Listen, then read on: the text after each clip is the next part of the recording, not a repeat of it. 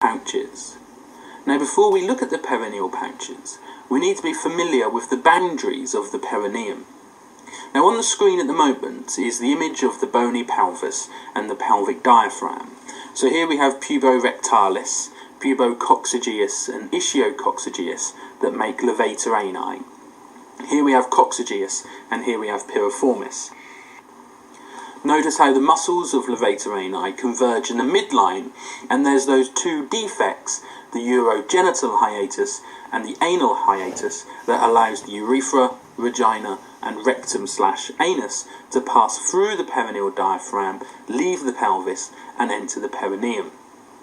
Now, to look at the perineum, that shallow space that sits inferior to this pelvic diaphragm, I'm going to remove this layer of muscles so we can just have the urethra, vagina and rectum in position, but look at the boundaries of the perineum. So anteriorly we have the pubic symphysis and the two pubic bones. We then have the inferior pubic rami, ischial tuberosities, and the coccyx. Before we look at the boundaries of the perineum, we need to add an additional structure, and that is the sacrotuberous ligament. We have two sacrotuberous ligaments that run from the ischial tuberosity to the sacrum. So I'll just draw these in here. So the sacrotuberous ligaments. The sacrotuberous ligaments are important as they enable the perineum to assume a diamond shape. So we can draw this diamond shape of the perineum starting from the pubic symphysis anteriorly and then going lateral to the ischial tuberosities, following the sacrotuberous ligament towards the coccyx, and then we can repeat those steps. Back to the ischial tuberosity and then back to the pubic symphysis. And here we have that diamond-shaped perineum.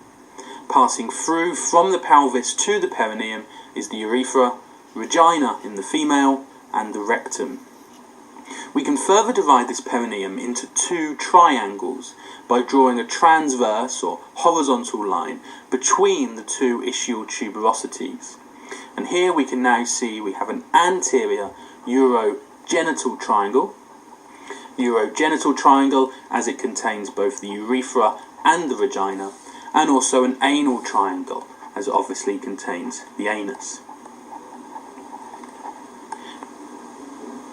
Lying over the urogenital triangle is a thin membranous layer that's known as the perineal membrane. So I'll draw the perineal membrane in here. So the perineal membrane lines the urogenital triangle. It's like a shelf that's been wedged in position. It actually does come from the ischiopubic rami here. And it's a shelf-like structure that's wedged in between the two ischiopubic rami, and it extends posteriorly to the ischial tuberosities. So these blue scratchy lines here resemble the perineal membrane.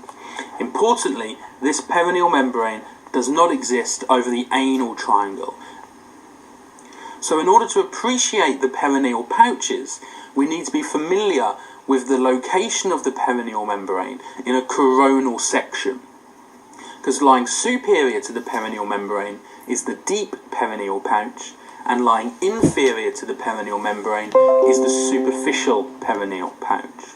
So what we need to do is look at the perineum in a coronal section, and to do that we're going to make our coronal slice through the urethra.